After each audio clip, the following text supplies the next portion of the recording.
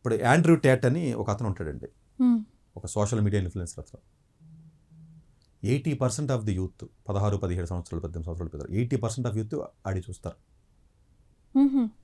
Survey చేస్తే 60% యూత్కి prime minister పేరు తెలియదంట. సో చూడండి సాడ్. కర్మది. అది 60% ఆఫ్ ది పిల్లలకి ప్రైమ్ మినిస్టర్ పేరు తెలియదు. పేరు తెలియదు. 80% ఆఫ్ ది పిల్లలు ఆ పనికి మళ్ళీ రోగ్గాడు చేస్తున్న యాండ్రూ గడ్ ఎవడైతే ఉన్నాడో టేట్ అన్న అతను జైల్లో వేసారు, పెద్ద ఇష్యూ అయిన సెక్స్ గురించి పార్న్ వీడియోస్ గురించి మాట్లాడాడు, అది పెద్ద పెద్ద ఇష్యూస్ అవుతున్నాయి. వాడు ఇన్ఫ్లుయెన్స్ చేస్తున్నాడు పిల్లల్ని, వాడి చూస్తున్నారు జనాలు. ఇది ఇప్పుడు మన ఉన్నటువంటి దేశం యొక్క ఈ పరిస్థితి దౌర్భాగ్యం. అని చెప్పేసి ఒక ఎగ్జాంపుల్ చెప్పుకుంటా వచ్చారు. ఇంకా అంతకంటే ఘోరాలు మన దేశంలో కూడా ఉన్నాయి. ఉన్నాయి. బట్ యాక్చువల్గా ఏంటంటే డెవలప్ అయినటువంటి కంట్రీ, ఫ్రీ కంట్రీ, లేకపోతే ఇలా రకరకాలుగా చెప్పుకుంటారు కదండి. అలాంటి దేశంలో కూడా వాళ్ళకి చాలా విషయాలు తెలుసుకోగలిగారు. అంటే ఎలా ఉందంటేనండి, ఏమాత్రం చిన్న ఇబ్బంది ఉంటే, ఇప్పుడు ఒక డ్యాన్స్ క్లాసులో ఒక వ్యక్తి ముగ్గురిని చంపేశాడు అంటే ఎలాంటి సిచ్యువేషన్లోకి యూత్ వెళుతుంది అన్నదానికి ఇది.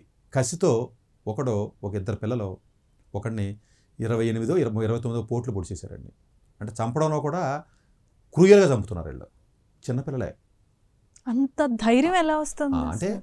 వాళ్ళ మనసు ఆ విధంగా రావడానికి ఈ వెబ్ సిరీస్లు, ఈ సోషల్ మీడియానే కారణమని తేల్చి చెప్పింది. మ్మ్. ఇది నేను ఎన్నో సందర్భాల్లో, ఎన్నో వీడియోల్లో నేను చాలా సందర్భాల్లో చెప్తున్నాను.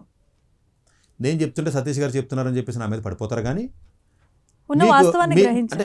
నేను చెప్పేదే బ్రిటిష్ ప్రైమ్ మినిస్టర్ చెప్పాడు, మళ్ళీ చెప్తున్నా, అంతే కదండి. కొత్తగా మనం క్రియేట్ చేయడానికి ఏముంటుంది అంటే, ఓవరాల్గా మనం అబ్జర్వ్ చేసినట్లయితే ఈ యొక్క టీనేజ్ పిల్లల్లో ఉన్నటువంటిది ఏదైతే ఉంటుందో, వాళ్ళు మాట్లాడిన మాటలు ఏంటంటే, ఆ వెబ్ సిరీస్లో కూడా ఆ పార్ట్ నేను చూశాను. నేను అది